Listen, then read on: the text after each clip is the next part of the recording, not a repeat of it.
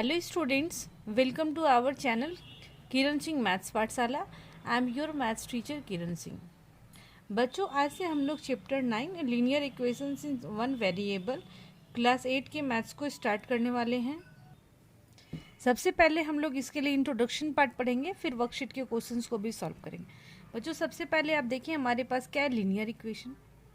Equation के बारे में आप लोगों को चैप्टर 8 जो है पॉलिनोमियल्स, उसके इंट्रोडक्शन पार्ट में आपको डिटेल में बताया गया कि कांस्टेंट क्या होते हैं, वेरिएबल्स क्या होते हैं, फिर अलजेब्रिक एक्सप्रेशन क्या होते हैं, उसके बाद इक्वेशन का नंबर आता है। आप लोगों ने अगर उस वीडियो को नहीं देखे हैं तो आप देख लें, यहाँ पर मैं आपको इक्वेशन से बता रही हूँ। सबसे पहले हमारे पास क्या है, लीनियर इक्वेशन। हमारे पास है लीनियर इक्वेशन। लीनियर इक्वेशन का मतलब हुआ एनी इक्वेशन विथ डिग्री 1, कोई भी इक्वेशन जिसकी डिग्री क्या हो, 1 हो। लिखेंगे an equation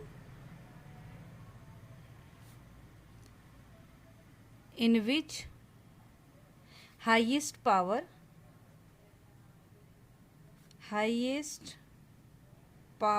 of the variable is 1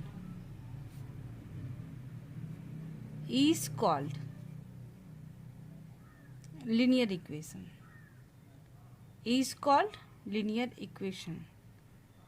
बच्चों, आपके पास है an equation in which highest power of the variable is 1 is called linear equation. कोई भी इक्वेशन जिसका हाईएस्ट पावर 1 हो, जिसका highest power means highest power को ही डिग्री बोला जाता है, तो हाईएस्ट पावर 1 हो उसे क्या बोलेंगे हम लोग, लीनियर इक्वेशन बोलेंगे। आप लोग एग्जाम्पल के थ्रू समझे। मान लीजिए आपके पास 2x + 3 = 0 है। इस प्लेस पे हमारे पास वेरिएबल क्या है, x है। इसके पावर में कुछ नहीं, इसमें इट मीन्स 1 लिखा जा सकता है। तो ये इसका हाईएस्ट पावर 1 है, इसलिए ये क्या होगा, लीनियर इक्वेशन होगा। अब नेक्स्ट आप लोग देखो, अगर 2x + y = 3 है, इस प्लेस पे हमारे पास दो वेरिएबल है। पहला वेरिएबल x है, इसके पावर में भी अगर कुछ नहीं तो 1 होगा, y के पावर में भी 1 होगा, तो ये भी हमारे पास लीनियर इक्वेशन है। ये दोनों हमारे पास एग्जाम्पल जो है वो लीनियर इक्वेशन का है। लेकिन दोनों में डिफरेंस क्या है, इस प्लेस पे वेरिएबल सिर्फ 1 है, एक ही वेरिएबल है, और वो एक वेरिएबल x है। इस प्लेस पे दो वेरिएबल दिए हुए हैं, x एंड y, दो वेरिएबल है। आपके चैप्टर का नाम है linear equations in one variable. तो आई थिंक आपको लीनियर इक्वेशन के बारे में समझ में आ गया। कोई भी इक्वेशन जिसकी डिग्री 1 हो, जिसका हाईएस्ट पावर 1 हो, उसे क्या बोलेंगे, लीनियर इक्वेशन। अब नेक्स्ट टॉपिक जो हमारे पास आता है, linear equation in one variable. ऐसा लीनियर इक्वेशन जिसमें वेरिएबल सिर्फ और सिर्फ 1 हो, हमें उसके बारे में पढ़ना है। ये जो आपके पास ये एग्जाम्पल है, तो इसमें हो जाएगा, इसमें लिख सकते हैं हम लोग इसके डेफिनेशन में, a linear equation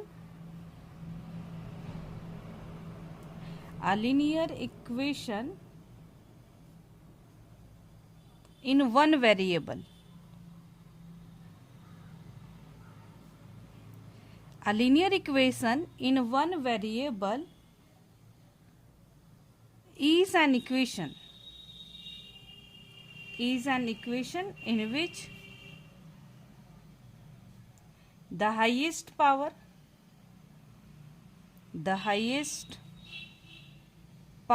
of the variable is 1। आप लोग देखें इसमें क्या लिखा हुआ है, a linear equation in one variable is an equation in which the highest power of the variable is 1, जिसमें हाईएस्ट पावर का वेरिएबल 1 होता है। एंड वेरिएबल्स कितने होते हैं, वेरिएबल सिर्फ और सिर्फ वेरिएबल हमारे पास एक ही होगा। अब एग्जाम्पल में, इसके एग्जाम्पल में हम लोग देख सकते हैं, हमारा एग्जाम्पल जो आपको ये एग्जाम्पल बताया गया था, मैं दूसरा एग्जाम्पल ले रही हूँ, 3y + 9 = 0। आप लोग देखो ये हमारे पास इस तरीके का आ गया। ये हमारे पास किसका एग्जाम्पल है, linear equation in one variable का है। तो ये हमारे पास एग्जाम्पल हो गया linear equation in one variable का। अब इसका स्टैंडर्ड फॉर्म कुछ होता है, अगर आपको क्वेश्चन में पूछ दे कि what will be the standard form, इसका linear equation in one variable का स्टैंडर्ड फॉर्म क्या होता है, तो स्टैंडर्ड फॉर्म आपके पास हो जाएगा ax plus b equal to c, ये आपका क्या है, इसका स्टैंडर्ड फॉर्म है। एंड वेयर हमारे पास आप लोग देख रहे हैं ए बी सी है, तो ए बी सी हमारे पास क्या हो सकते हैं, A B C rational number हो सकते हैं। हम लोग लिख सकते हैं where A B C are rational numbers. Rational number आपको बात पता है, जो पी बाई क्यू के रूप में होता है, जिसमें q does not equal to 0 होता है and P and Q both are integers होते हैं, उसे हम लोग क्या बोलते हैं, रेशनल नंबर्स बोलते हैं। अब हमारे पास ax plus b equal to c, ये तो स्टैंडर्ड फॉर्म हो गया इसका। And where A B C are rational number, but आपको एक चीज़ ध्यान में देना है कि इस प्लेस पे a की वैल्यू 0 के बराबर नहीं होनी चाहिए। ऐसा क्यों बोला जा रहा है, अगर मान लीजिए आप a के प्लेस पे 0 पुट कर दें तो 0 इंटू एक्स आपके पास क्या हो जाएगा, ये टर्म पूरा 0 हो जाएगा। आपके पास b equal to C, b आप लोग देखें ये इस b हो गया, ये c हो गया, ये a के प्लेस पे 3 है, x के जो प्लेस में हमारे पास वेरिएबल हम लोगों ने y ली थी, तो इट मीन्स अगर हम लोग a की वैल्यू 0 कर देंगे तो हमारे पास कोई भी वेरिएबल नहीं बचेगा। इसलिए आपको बोला जा रहा है कि a की वैल्यू हमारे पास 0 नहीं होनी चाहिए। अब आपको एक चीज़ और बोला गया है कि अब हमारे पास जो वर्कशीट 1 में आपको सॉल्यूशन निकालना है, तो सॉल्यूशन क्या होता है, सॉल्यूशन या फिर root of the equation. Next आपका जो टॉपिक होगा वो होगा सॉल्यूशन और the root of the equation. Root of the equation क्या होगा,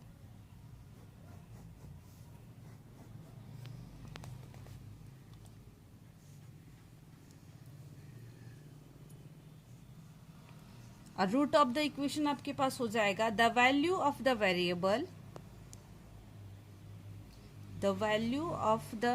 variable, which satisfied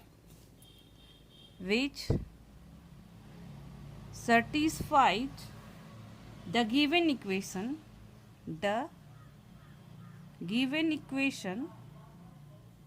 is called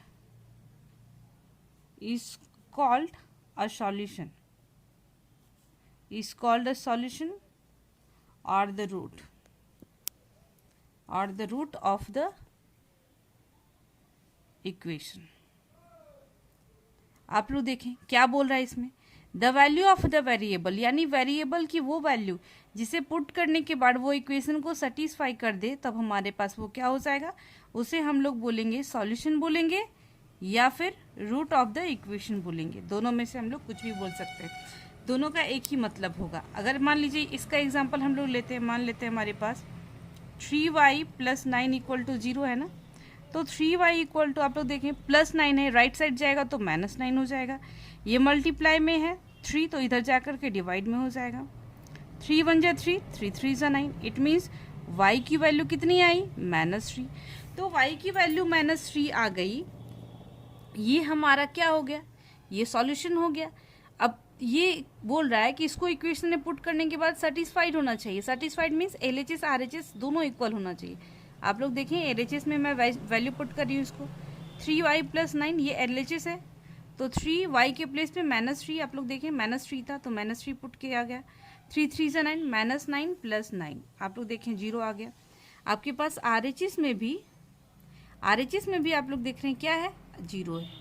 therefore यहाँ पर जो -3 होगा, -3 is a solution. It means y equal to -3 is a solution और रूट ऑफ द इक्वेशन। इस तरीके से हमें वर्कशीट 1 में सारे क्वेश्चंस को सॉल्व करने पड़ेंगे। ये हमारे पास उसका सॉल्यूशन होगा एंड इस तरीके से हम लोग उसका क्या निकाल सकते हैं, रूट्स निकाल सकते हैं। ये बच्चों आपको वर्कशीट 1 के लिए ये इंट्रोडक्शन पार्ट था। अब नेक्स्ट वीडियो में हम लोग वर्कशीट 1 के क्वेश्चंस को सॉल्व करेंगे। Thanks for watching me.